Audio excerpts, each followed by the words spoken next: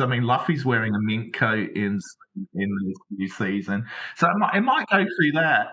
But no, they ain't going anywhere because it's not a genre; it's a medium.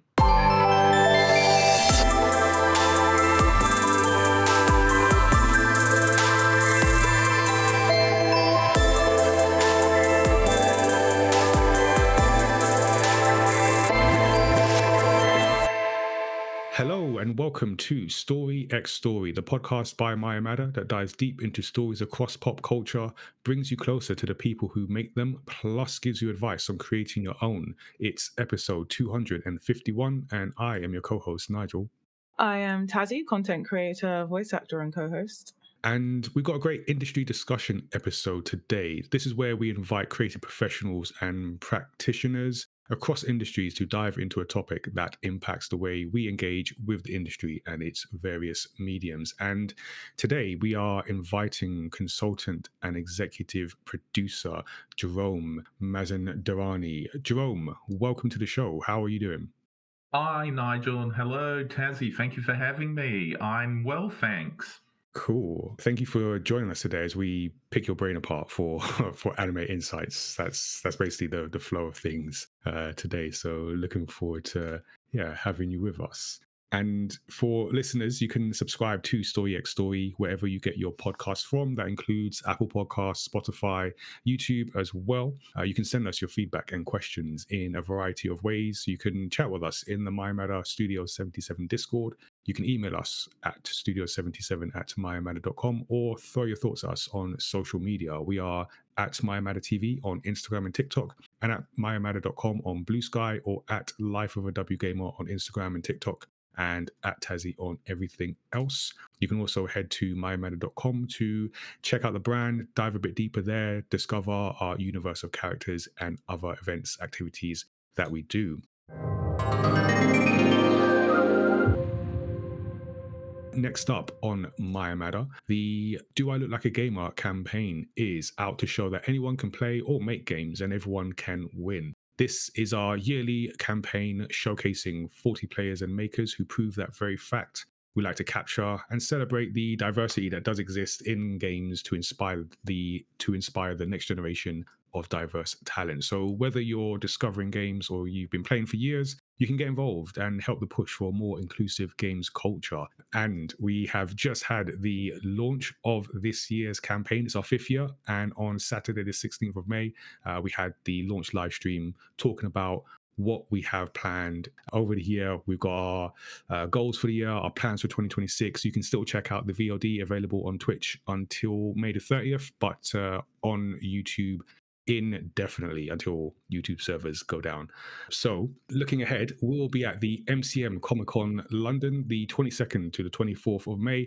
So we're back. We are going to be showcasing the campaign in our booth. We'll be capturing content, welcoming new people into the community, and doing a bunch of stuff over those 3 days. So you'll be able to meet this year's campaign 40. We'll have a little showcase exhibition thing going on. We'll be joined by the National Video Games Museum, who will be running a bunch of activities over the day, including joining us on stage. So we're going to be on stage in some capacity on all the days, either talking anime, talking about 5 years of the Do I Look Like a Gamer campaign, and then also with a game show, Comics versus Gaming, Who Knows It Best.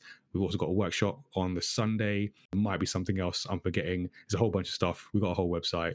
Or you can check out the MCM website, and hopefully we are on the map this time, because that was the whole thing last time around. So check us out if you are also at Comic-Con. Yeah, that's what we've got to look forward to. More mayamada news at the end of the show, but right now, let's get into our discussion.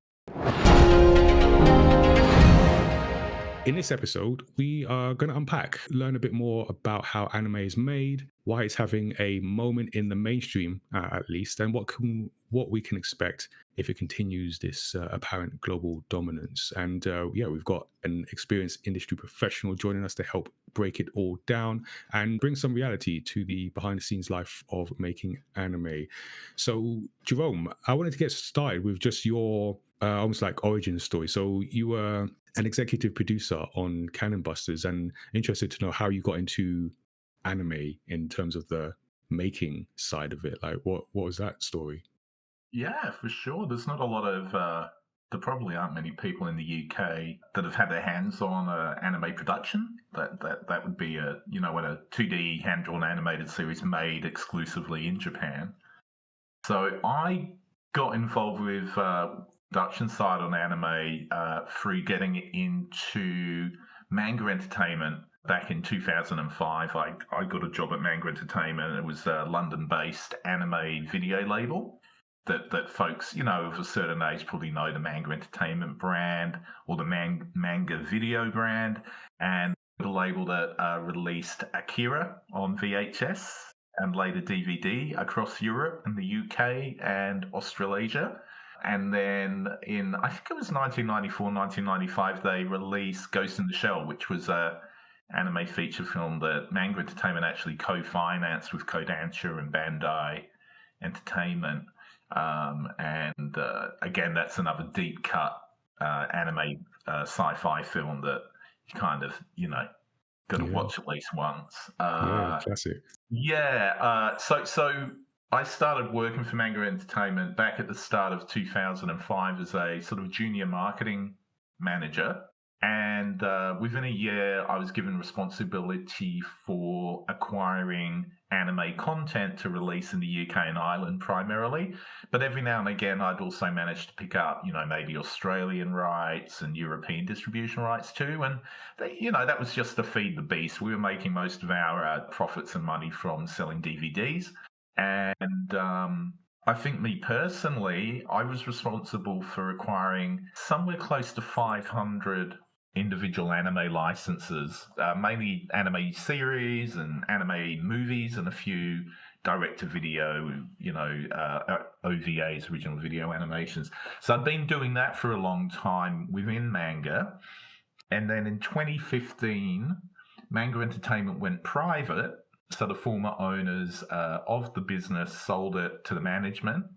I'd gone off to do some different things, came back and became the COO. And one of the missions they gave me was to find works we could invest directly in and co-own, because by that stage, Crunchyroll and Netflix were really nipping at our heels locally. It was getting harder and harder to pick up new anime licenses, and even to renew some of the bigger licenses we were exploiting. It was getting harder and harder to retain those rights, and even harder to get new shows, because the large global streamers were able to go to Japan and offer very big deals for global exclusive rights on a lot of shows, excluding Asia. Do you know what I mean? So, for example, Netflix would be able to go to Japan and talk to the Production IG. They're a big anime studio there. They're the guys that produce Ghost in the Shell. They'd be able to go to them and say, hey, look, you've got this new anime coming out, Beaver Beginning. We really want it. We want it on Netflix exclusively for all of the territories we are available in. And we'll offer you X. And, that sort of disruption in the market meant that it was getting very hard for smaller businesses and smaller local distributors.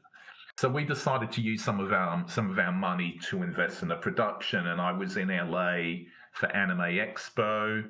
I think it was July 2015, and I came across Cannon Busters. LaShawn Thomas was a guest of honor at Anime Expo that year. It's held at some of the listeners might know about it. It's a really cool sort of Comic-Con for anime. Yeah, I've been.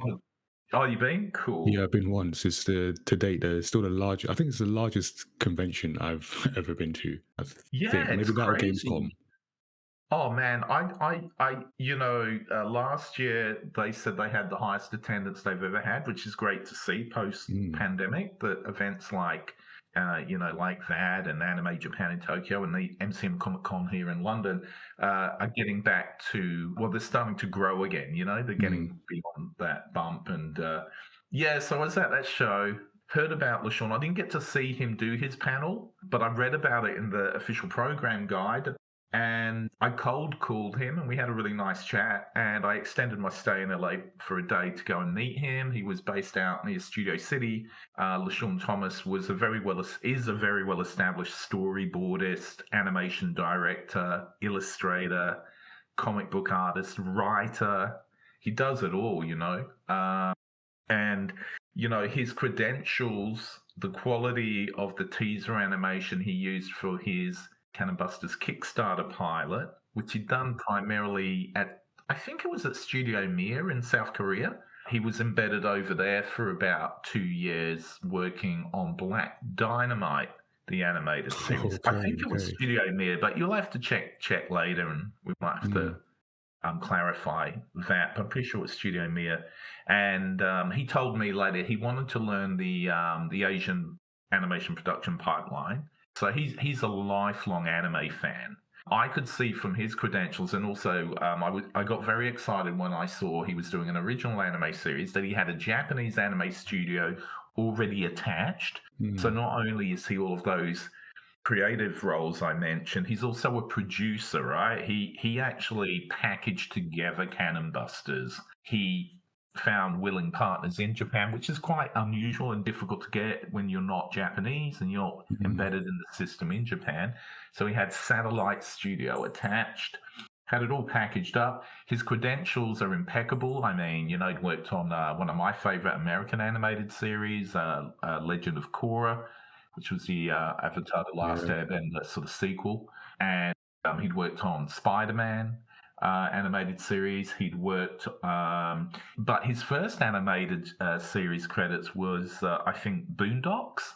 So maybe his first network animated series credit was the Boondocks, which I loved. Yeah. And it's such a pioneering show. It sort of pioneered adult comedy animation in the US, and it had so much anime in its DNA, Yeah, so clearly couldn't be made today, I feel, but yeah. It should be made. No, it could be made today. Oh my god! And I think I'm talking like culturally. Oh yeah. Well, Cannon Busters would have been made today the way it was.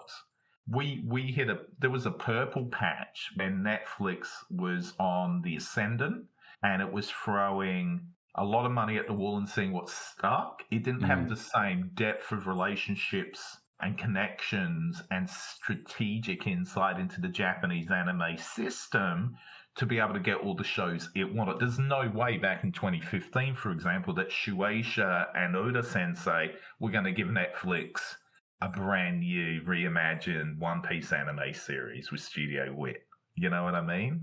And that's coming next year now. Yeah. There's no way they would have gotten a brand new... There's no way back then they would have gotten something off the ground like Cyberpunk Edge Runners, which came out in 2023, or Arcane, And yeah, that's really interesting when you look at companies like Netflix and how far they've come in such a short time. But it was a really cool purple patch. They wanted original anime series they could co-own or own entirely, that they could distribute all over the world, excluding China, because they weren't operating in China. That was another thing. They needed anime that they could build their Japanese subscriber base with, because the Japanese companies weren't happy to give exclusive streaming rights for the first simulcast to Netflix back then. They tend to go out on the TV broadcaster first, and then Netflix would get the downstream rights for Japan. So they wanted to own stuff. So LeSean had a very successful Kickstarter. It got a lot of attention. Everyone had eyes on it. I got in there quickly. I was able to move quickly because Manga Entertainment was a small, cash-positive business. It was independent, privately owned. I only needed 4 people on the board to say, here's some money, go get started. That's how the journey began with Cannon Busters. It was something we'd been building up to. We wanted to help get something made that we could co-own. I personally thought a lot of anime was weak. Didn't really like a lot of the stuff that was available to license from Japan. I thought it was too niche. It didn't tickle my fancy. I saw Cannon Busters and I saw the influence on LeSean, the Cowboy Bebop and Samurai Champloo vibes. I totally got what he was doing. He had this wonderful team of people in Japan that he'd connected with, like Tamar Rahman, who was character designer for Watanabe's Space Dandy, and it just had the right stuff going on. Interesting. So you mentioned like produced by a Japanese studio, and it is very much I guess as close to being Japanese as you can get for someone who's not Japanese. And you mentioned it still wasn't authentic enough to please some people. That's my feeling. I'd probably had some sort of disagreement, not a big falling out disagreement with Sean about it, but that really boiled my guts a bit, seeing that, because I could see where some of that was coming from, and it wasn't coming from an authentic place. It wasn't judging the work on its own merits, But again, it wasn't probably my place to be getting all upset about it. No, I get that. And I think I know, I was like Tazzii's big fan. I watched it. I really loved it. And the first thing that stood out to me, to be blunt, is that characters are black. And I know LaShawn Thomas is a black man, and that comes through in the work, and as well as the other influences. Myself and my colleagues at Manga Entertainment, Netflix, that was the thing that was really, I loved that. When I first met LaShawn, he said to me within an hour sitting down with him, he's like, I've got a niece. I can't remember how old his niece was at the time back then, like 2015. But she was probably tween age, just sort of, I think maybe 11 or 12. And I could tell that his relationship with his nieces and nephews was really tight. I think he loves being an uncle, and I think he's a bit of a mentor to a lot of young creators. And I can imagine. He said one thing to me which really hit me hard, really resonated with me, and I loved it. And he said, "Look, I've got my niece, and she's a child of color, and when she is imagining imaginative play." She imagines one minute she might imagine she's a space ranger or an astronaut. Another minute she might imagine she's a princess, like in a high castle. But it doesn't matter what color you are. You see yourself in these fantasy roles and heroic roles and whatnot. And generally, we only usually see one type of person staring back at us from the screen. When we're looking at heroic and fantasy roles. And he thought it was important to do a fantasy show where the characters look like him, and I'm like, yeah, I think that's cool as heck. One thing I've always been mindful of is the audience, the anime audience, when it comes to non-Japanese audiences, the American audience. The US is the largest single market for anime outside of Japan and China. Right. And it's a country of nearly 300 million people. They all speak the same language, more or less. English, Spanish is the second most spoken language. So it's a pretty frictionless market, right? Well, it was. But yeah, it's such a valuable market for the anime industry and the manga industry. And one statistic that's really stayed with me back then was that a third of the anime watch viewing audience in the United States, African American and Hispanic or Latino, right? So a third. That's now nearly 44% of the audience in the United States are what we call ethnic minority or whatever. So, I knew that there's a very large audience we're going to hit and connect with. And I'm pretty sure most of the blurred audience in the United States, as well as in the UK and Australasia and in key markets in Europe and Latin America, they all piled in on Cannon Busters and loved it. And I think based on the conversations we had with Netflix, probably around October 2019, the show originally streamed 12 episodes in one bingeable drop. It came out in August 2019, in the summer 2019. So we had like a 90-day period for Netflix to order a second series. That was their sort of deadline in the contract. And it became apparent as the first 2 or 3 weeks went on that they went on the phone excited. And I went over to Tokyo and I saw them. And I was like, so what's it going to be? And they sat me down and like, unfortunately, it just didn't hit our metrics, because no one knew about it. So Uh, yeah, so that's what happened. But I think that's the thing about content making TV or film for global streamers is the measurement. Because it's not a transparent sort of situation, right? We don't know exactly how Netflix measures return on investment. Mm. Although I think I've got a better understanding of that today, which is, if you consider you launch the show, there's the hype before the show launches, there's the pre-awareness, mm, etc. So the show sort of peaks on day one, really, and then it's about where does it level off to and plateau in terms of viewership, mm. and where does it start to drop, which Is that means that typical peak on day one? Like literally peak on day one? I'd say with something as niche as Cannon Busters, it Yeah. it Oh, wow. was that type of deal. So I mean, look, one thing you can do is, as the producer, invest money into your own marketing and promotion to enhance and optimize and make sure everyone that's possibly going to be interested in it turns out, to watch it.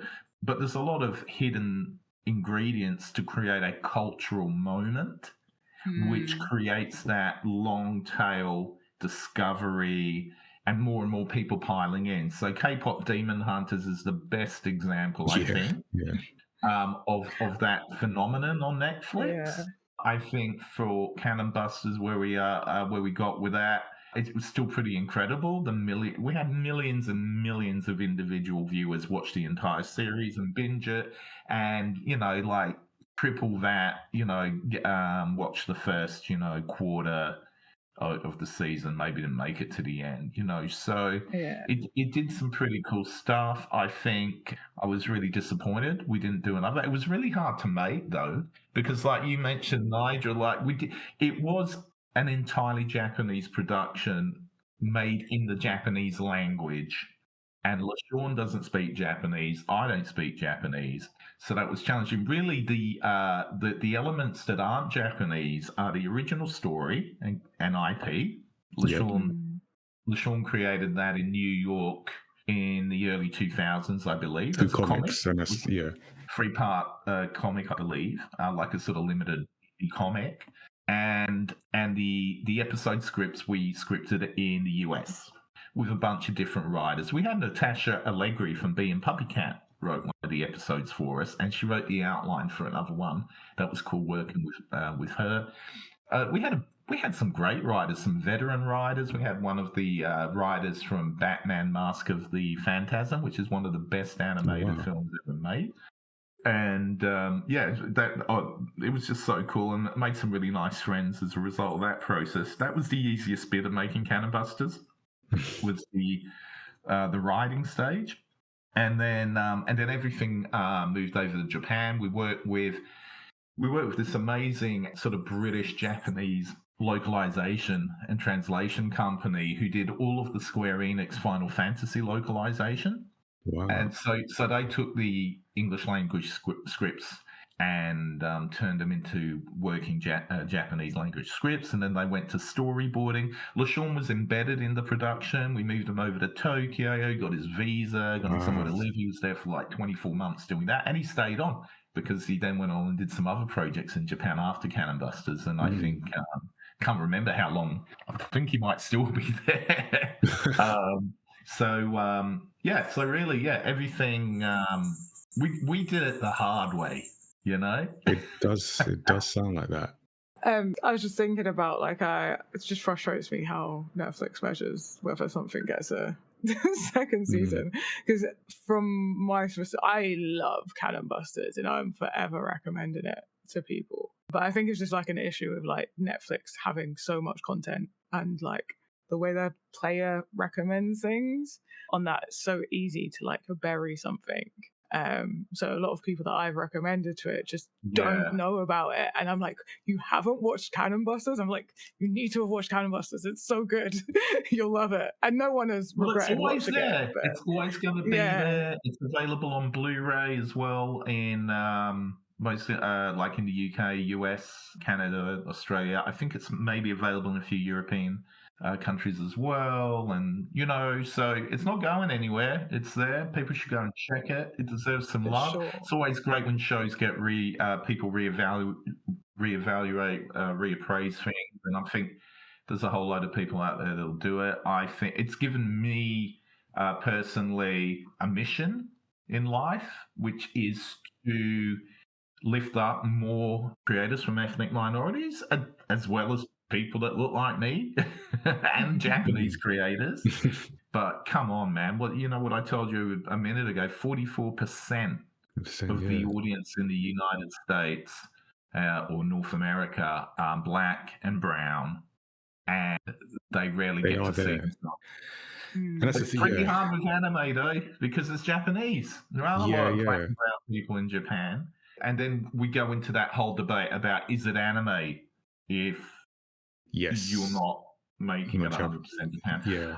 And we are seeing now, and we spoke about it, at least for the first time at the Children's Media Conference, about anime being in the mainstream. Because I do feel that we are having that, I say we, people who are either, making, in your case, or just in everyone's case, just enjoying watching anime, is something that, however we've accessed it over the years, it's been there, but it feels like now it's a bit more mainstream than it was. So it's no longer, maybe it's still a niche, but it doesn't feel as niche as it was. It feels, and for many, particularly younger audiences, is like the default option. So I wonder what your take is on that shift. You've talked about streaming platforms. Is that the key aspect of that shift in terms of the perception of anime in other parts of the world, and raising that awareness and engagement in it, or is there something else?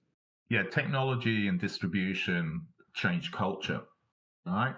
So European artistic culture changed dramatically when Hokusai had his first foreign exhibition in the Salon in Paris, in the I think it's, can't remember the exact date now, but I think it was the pre-industrial age. So I think it was the 1800s or early 1900s that Europe first saw Japanese block printing and had its own dedicated exhibition, and that forever changed French art and artistic culture. So the distribution there was, I guess, sea travel, but and curation. So a friend, and again, this has just popped into my mind, so a lot of factual inaccuracies. And I don't know the principal French patron who essentially curated that, but you've got the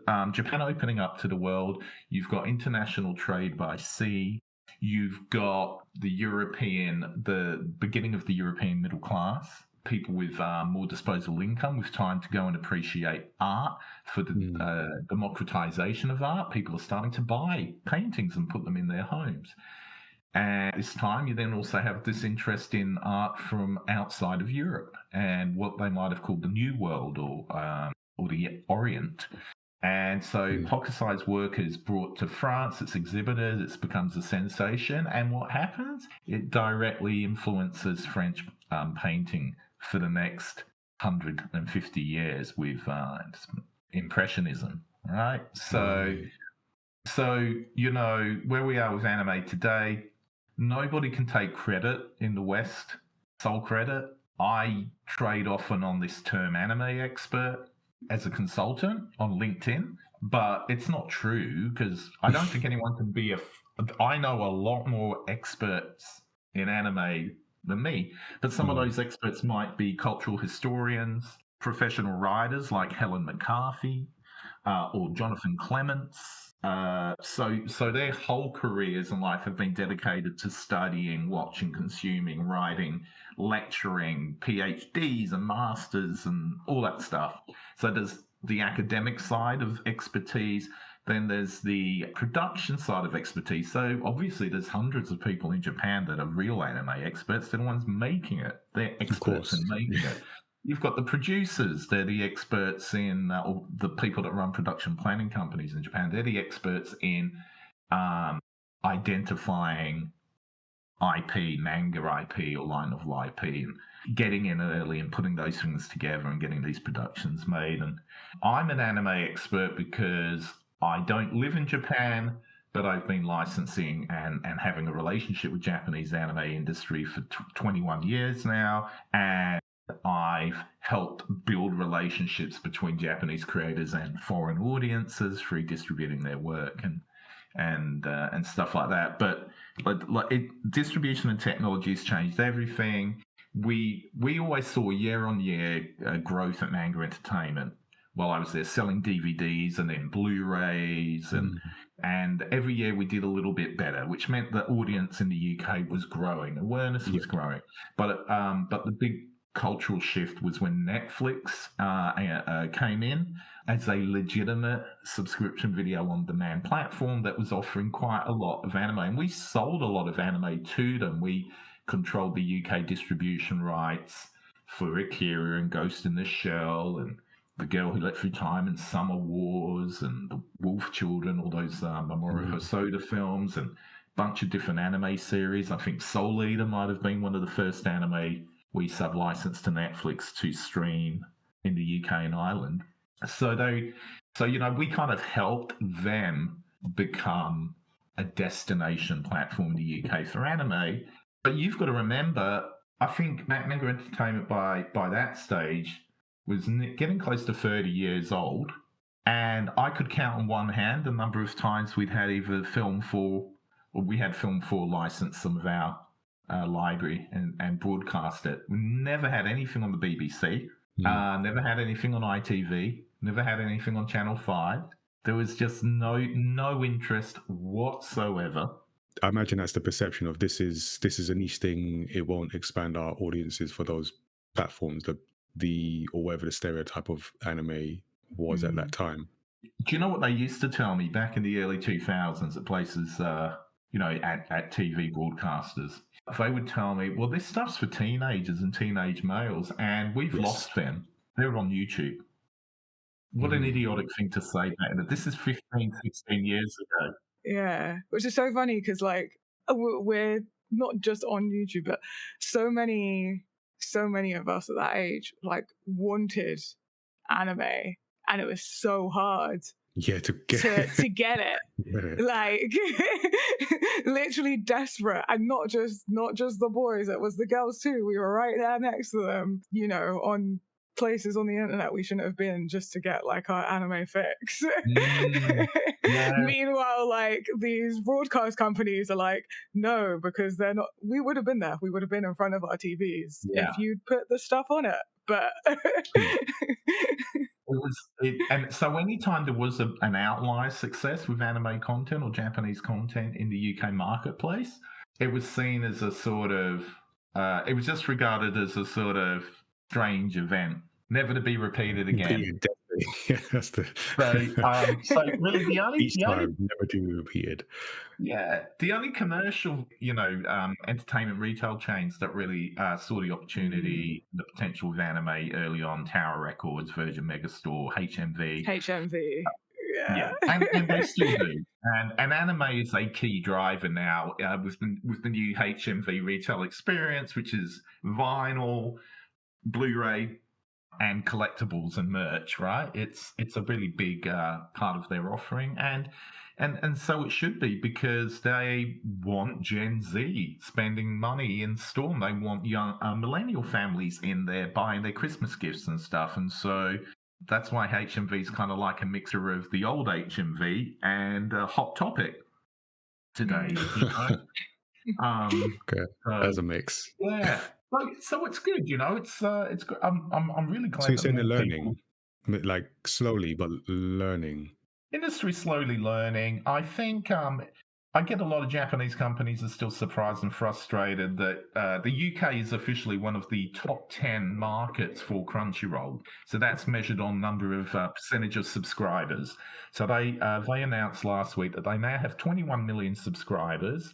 This is 12 months on from their last annual earnings report over at Sony, where they had 18 million. So they've added another, added another, 25% in the last 12 months. What was interesting is the growth mainly come from the global south, primarily from India and Brazil. And the entry-level subscription fee for India is between I think just around $1 US and $3 per month, and for Brazil it's nearly $5 US. And those two countries still have the library offering. The amount of content available in those regions is less than what you get in France or English-speaking world, but they're rapidly building that up. But you could probably also say that new subscriber numbers for Crunchyroll in established markets like Western Europe, the English-speaking world, they're probably plateauing or peaking. Last year there was a subscription fee price rise, and so I think Sony is leveraging wealthier subscribers in the global north and west to subsidize growth in the global south. And I think, cool, do it, because you want to let those people in the tent, anime viewers and fans, it's a very welcoming community. If you ever go to a comic convention, as you guys do, you know how inclusive it is and what a safe space it is. So I think that's all great. And I think that is where, 12 months from now, someone like Crunchyroll, and they're announcing their annual report again, will probably see that they've gotten up to 25 or even, maybe 27 million subscribers by this time next year. Because I feel like they're on the precipice of fast scaling that. So you see that going up, more people coming into the tent. I'm interested to get your thoughts on two aspects of this. For me, as I see the growth in, I keep saying like mainstream. So people who maybe a decade ago weren't into anime and or didn't think they were, like now coming in. And one on the consumer. Actually, I guess they're both ultimately on the producer side, but take different points. Where you mentioned earlier about looking at, like, streamers looking at the numbers and what's considered a quote unquote hit and what to keep making. I feel outside of anime, we're also seeing a lot of risk aversion, just traditional animation, maybe not being commissioned as much. I'm hearing that a lot in the industry and just general risk aversion.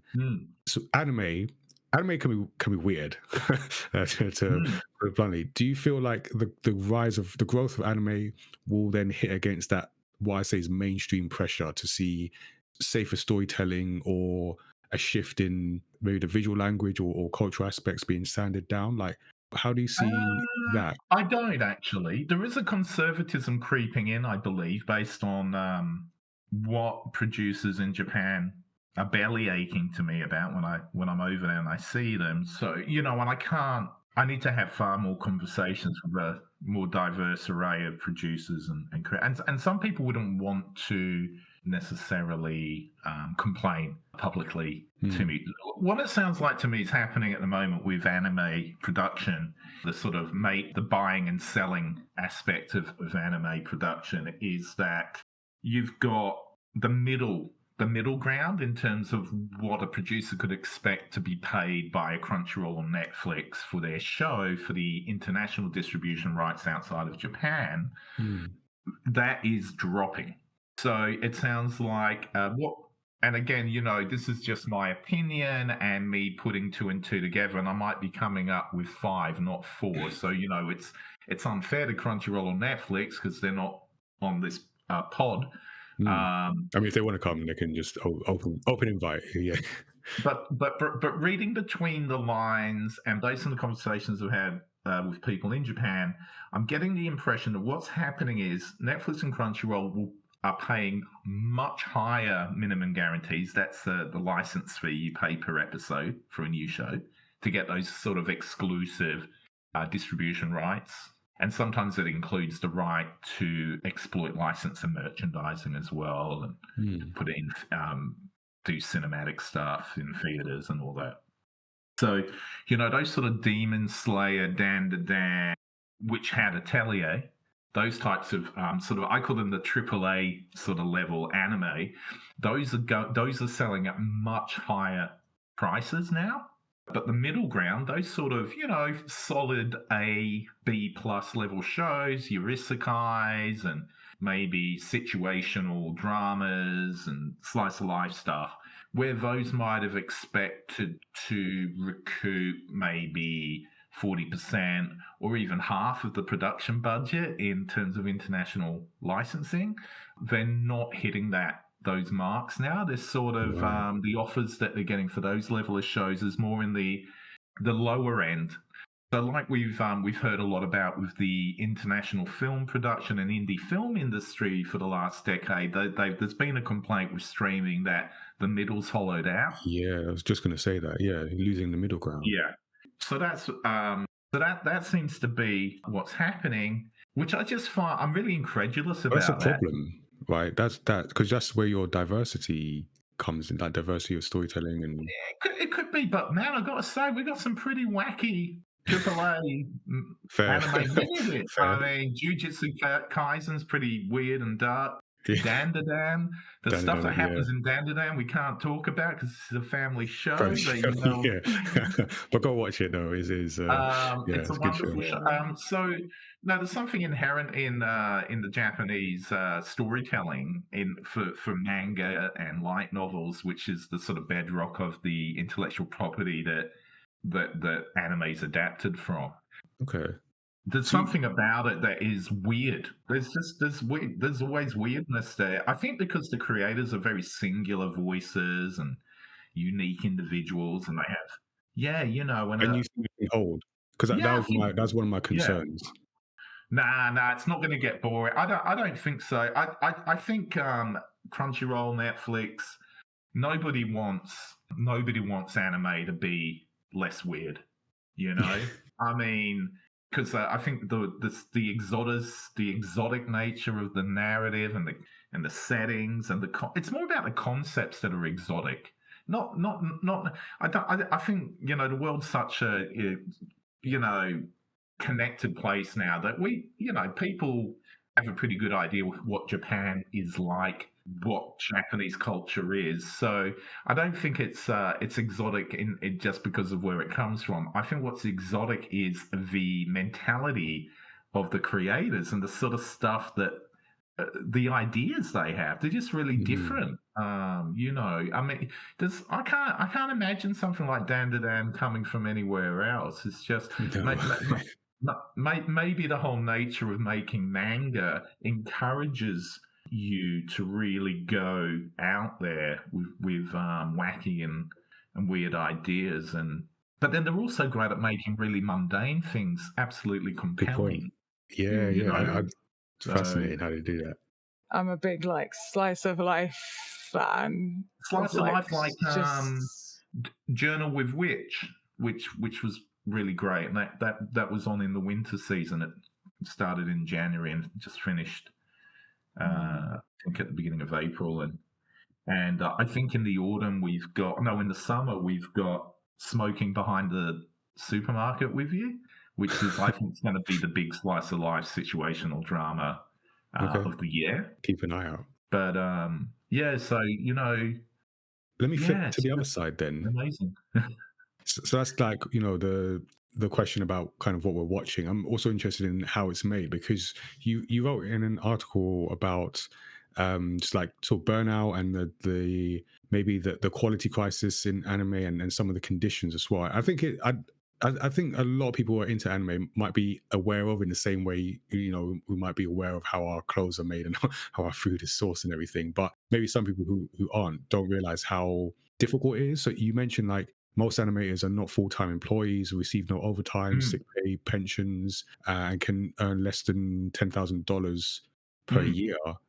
So is that scalable as anime becomes more mainstream? Because you can't do that.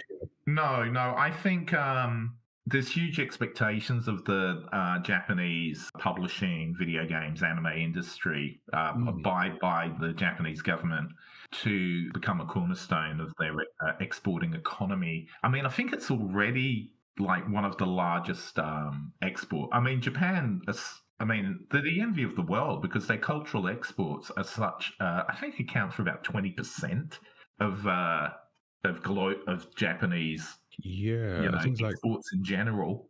They want to go. So there's a group called AJA, I think it's Animations Japan Association or Associations of Japanese Animators. Yeah. And they publish an annual report, and they're very good at sort of looking at domestic and global revenue created by the anime economy in Japan. And in 2023, 2024 was valued at about 24 billion US dollars. The estimates from the government, from various institutional investment funds. There's a bank in the US called Jefferies, an investment bank. And this number's been quoted in the Wall Street Journal recently, and I wrote about that on LinkedIn just a few days ago. Jefferies is estimating that the global anime revenue will be $60 billion by 2030. So that's essentially tripling since 2020. 2024, 2023, whatever. So how do you get there? And so Crunchyroll believe it's through growing the audience and monetizing it. And so you've got to have this sort of focus on the global south. Crunchyroll's doing things now that it never would have done before Sony acquired them. It was almost like they had a non-aggression pact with Japan, which is like, we won't go into Southeast Asia. We'll leave. You get Asia. We'll take care of everywhere else. But really, the only parts of Southeast Asia now where Crunchyroll isn't available are Japan and Korea and China. Okay. So I wouldn't be surprised if Crunchyroll is now a Japanese company. Really, they're owned by Sony, right? So I wouldn't be surprised if we do see them at some point try or announce something in Japan. Korea, I don't know if they will go into Korea, but that's for like other reasons. But so then you think the globalization will change those working conditions because they're already changing. Yeah, they're already changing, which is great to see. So there's the Ministry of Economic Trade and Ministry of Environment, Trade. They're called METI, M-E-T-I, Japanese government department. They're very involved now in the situation in the anime industry in Japan. They've done a number of reports and that have taken a couple of years to publish with recommendations and stuff. But there are more and more freelance animators going into 2 to 3 year employment contracts at studios. Right, okay. There's more consolidation happening. So there's a lot of larger animation production studios are acquiring smaller studios and bringing them in-house. So more awareness of the ecosystem. Yeah. And I think it's probably too early to say working conditions are improving, but I think remuneration and compensation is improving. Not across the board, but it's definitely improving for more animators than it has in a long time. I don't know, but I'll find out because there's more and more gaijin animators being employed in Japan on these terms. So I tend to talk to the English-speaking foreign animators working within the system, Japan. Fair. So that's good. They're saying pay's getting better. There's concern about paid overtime, but actually it's what one animator I know really well calls the passion trap, which is just by its very nature, people that get into anime production as animators tend to overwork. Yeah. Because they're just so into it. What I also notice is I don't think the remuneration and stuff's that great that animators turn down freelance work out of hours. So that's still common. So they'll have like the full-time animation plus freelance hours to just stay afloat. Yeah, that might be doing a commercial or a PV or helping clean up a few cuts on another show for say one of their friends is a animation supervisor and they're having trouble with a couple of cuts and I might be doing cleanup or delivering cuts. They're trying to move away from this pay per cut, which is traditionally what freelancers are having to do. So they're being paid like something like $20 per cut. But, depending on the complexity, that might be half an hour or an hour's work, could be several days' work, So that's not really fair. That needs to end. I think it's still highly likely there's exploitation going on the Southeast Asian outsourced freelance animators, Vietnam, Philippines, Indonesia, places like that are working. there may be more work sent that way because Korea and China are becoming less and less desirable as an outsourcing partner for Japanese productions, getting too expensive in Korea and China. And Korea and China are incentivized by their own governments to focus on domestic projects. The Korean government wants the Korean anime studios to be producing and adapting Korean webtoons into the anime hits of the future. They don't want to see what happened with Solo Leveling continue to be the trend, which is hugely successful digital light novel published in Korea, picked up by a Japanese publisher, adapted into a manga series in Japan that became highly successful, and then essentially Aniplex come along and pick up the exclusive right to create anime adaptations of it. So I think, you got to remember Solo Leveling was the most watched anime on Crunchyroll in 2025. I think nearly every single active subscriber has watched Solo Leveling. So that's like, if you think about it in that terms, the amount of revenue that's going to generate, because wow, when you've got 18 million Crunchyroll subscribers all watching Solo Leveling, and then 3 or 4, 5% of them going and buying a Solo Leveling thing, that's powerful. Very powerful, very, very profitable. And I'm sure like the Korean cultural minister and government's like, what? Yeah, we want some of that. We need to hang on to that, I mean, it's good to hear anime spoken in such terms, like a prize, and that's cool. And good to hear anime spoken about that and the conditions. And I think Tazziii was the one who mentioned this to me first, and then I just saw it and became more aware of the news that One Piece, which had been one of the many that had the model of just like keep going, and One Piece being over 1,000 episodes, so keep going without rest.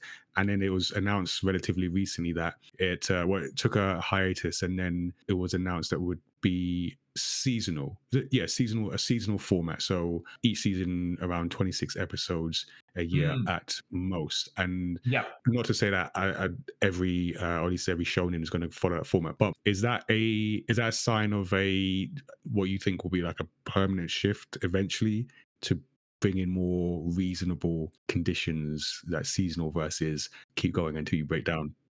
Yeah, I'd love to be a fly in the wall at Toei Animation, where they're making One Piece, to see. I think it's a redeployment of resources. So rather than spending whatever they've got to spend on a 24, 26 episode season, they're now creating 12 episodes. So that should mean each episode now has doubled the budget, right? Okay. Which is good. So, and you can see that if you watch the latest seasons of One Piece, the quality is much higher. One Piece is one of those shows with over 1,000 episodes, and it always makes me think of that line. There was an American pop punk band, and they had an album called All Killer No Filler. And I always think of that in terms of the long running anime shows, because you could say with One Piece that show has way too many episodes than it really needs. There's a lot of filler episodes, and it's had a ropey history of struggling with consistency of quality across every episode. So I think with what Toei's doing with One Piece is really interesting. It's a smart move. I think it also signals that the overseas revenue for One Piece is worth more than the domestic revenue, just in terms of the content rights, the actual finished program. Fuji TV is the home of One Piece in Japan.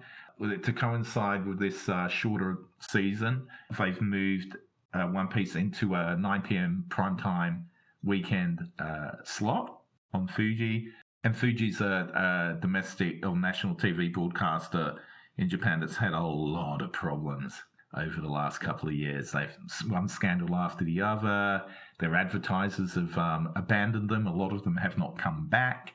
So the channel's hemorrhaging money. It's got a lot of the same structural and demographic challenges all traditional broadcast media have around the world. So what I'm saying is they've got less money to spend, so you might as well maybe produce fewer episodes. And ultimately, I think One Piece, it's the money it makes overseas that's keeping everyone afloat back in Tokyo.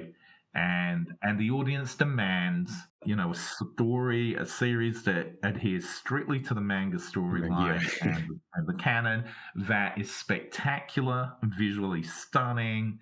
It's a big old fantasy action show. It's a very complex show compared to a lot of other anime, and it's complex and complicated, and takes a lot of time and effort and planning to make. And I think another thing in One Piece, which you guys might not have thought about, but knocking on the door of Toei Animation is Studio Wit, Netflix, and Shueisha, who are doing their own limited premium anime series, The One Piece, where they're going back to the first core and telling that over, I think, 7 40-minute episodes.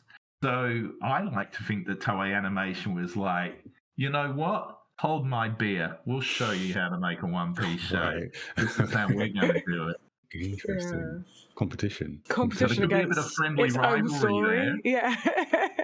No one at Toei is ever going to tell me if that's correct. I'm probably assuming a lot, but I do like to think that might be part of it too. How to make one of the most long-running epic stories even more epic. I know, add more competition with itself, with same story. So big it competes with itself. Yeah.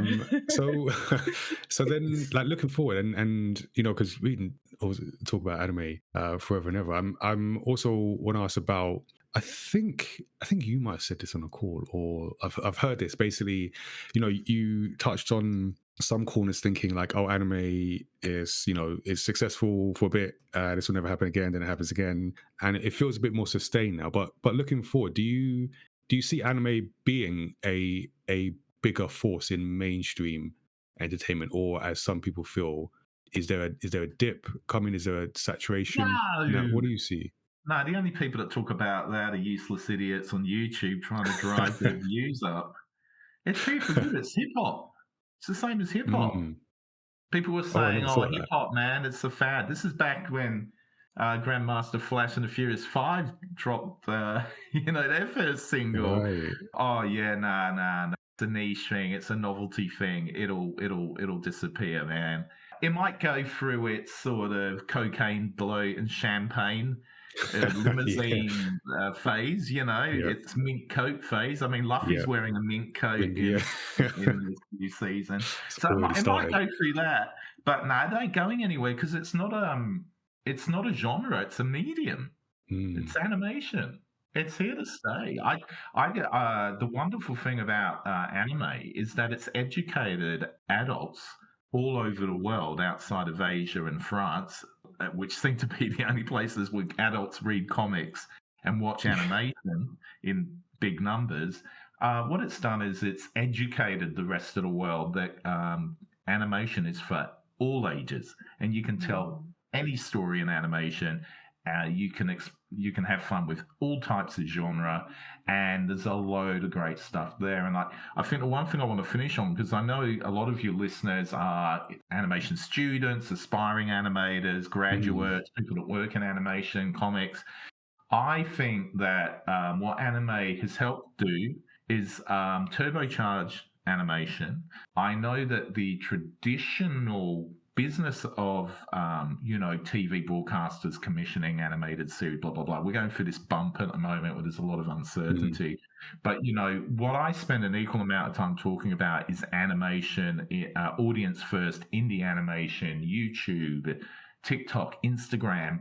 I'm seeing so much amazing stuff going out there, getting crowdfunded to do pilots. I'm seeing people like Glitch Productions in Australia and what they do, and just even here in the UK, just so much amazing stuff being made, going out directly to audiences all over the world, thanks to YouTube and social video.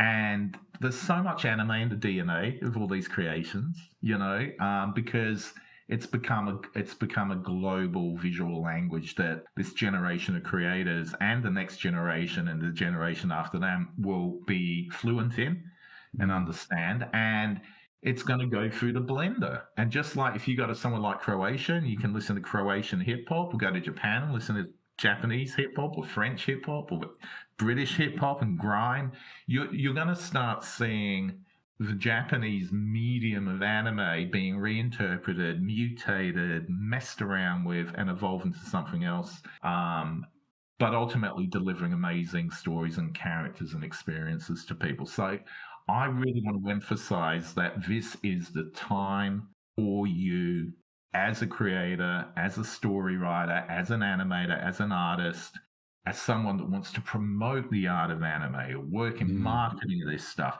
This is the time for you. It is not a time to think there's no opportunities out there for me anymore. It's just the way you find the money and that help and the people to put it get together is that's what's changed. But the demand, the appetite, the curiosity, that's only really getting started right now. So I just want to finish on a very positive note. Say this is a great time for animation. It's a really exciting time.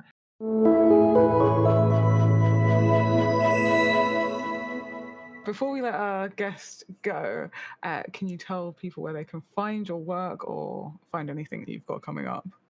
People should follow me on my Substack, The Accidental Otaku, or read my column for AnimeNewsNetwork.com, which is called Answer Man. Or come and follow me on LinkedIn, Jerome Mazandarani on LinkedIn. I write about the nexus point between the creator economy, anime, adult genre animation, anime adjacent. That's all I do. That's all I write about. And it's primarily to give folks like you that lift and inspiration that you need. You need to hear from voices like mine that have been around a bit and know how it works a bit, just to help give you put some light in these dark places where you think you can't go. You can go anywhere. Oh yeah, yeah. No, thank you for that. I mean, that perspective is important. So, and I think that that is a nice positive place to end. So hopefully, people listening got a lot from that, particularly if you are looking to make something. And I feel like I'm taking mental notes as well because I also need to get on that myself. Well, I'm like you, Nigel and Tazziii. I could talk about this all night, and I'd love to come back and have another natter with you guys in the future if you'll have me. Yeah, no, it's our policies come back once and then we'll drag you back again at some point. So brilliant. I'll make sure my cat isn't with me with her tinkling in the background. We'll give it a mic and see if it's got something to say. Okay. Great. Thanks for having me again. And I guess I should bid you adieu. Yeah, well, thank you for joining us. And thank you to listeners for listening this far. Just a reminder that the Story X Story podcast is one of the many shows on our Studio 77 platform. It's our digital platform where we host different shows with creative professionals and play games for your amusement. So each month you can enjoy some selection of the different shows we have, whether it's the Studio 77 report with myself and Tazziii, casual conversations with comic creators where I speak to a different comic creator each month about their journey, about the craft, and games night as well, where we play video games with our community. So make sure you're following mayamada on Twitch and YouTube as well, so you've got your choice of where to watch live each show. And if you're a young aspiring creative professional or you know of one, then check out the mayamada Showrunners Work Experience Program. We have been creating opportunities for young people aged 16 and up to work with our team across comic production, events, and content creation. And we've just filled in our slots for the summer cohort for the Showrunners program. But yeah, if you're interested, check it out. We'll have one last cohort for the year, and that will be in autumn as well. So you can email us showrunners@mayamada.com to find out more. And if you enjoyed this episode of Story X Story, then make sure you subscribe to the podcast so you don't miss a future episode. And give us a 5-star rating and review because that helps us reach new listeners and fans of story discussions. We are story creators ourselves working on manga that could soon become anime, who knows? And you can check out our manga universe online, check out the titles there, as well as all the other work that we do as a brand. And as for the podcast, we release new episodes on Thursdays that include creator interviews, video game discussions, and deep dives into stories across pop culture. You can always give us a shout directly. Our email address is studio77@mayamada.com, and our website with links to subscribe is mayamada.com/story X story. So thank you for tuning in, and until next time, stay safe. And remember, if you want to lower the price of your Netflix subscription, all you have to do is fly to India, because by the time you've bought a ticket, got accommodation, and paid for tuition to learn the language, you'll probably still come out winning. Take care, everyone.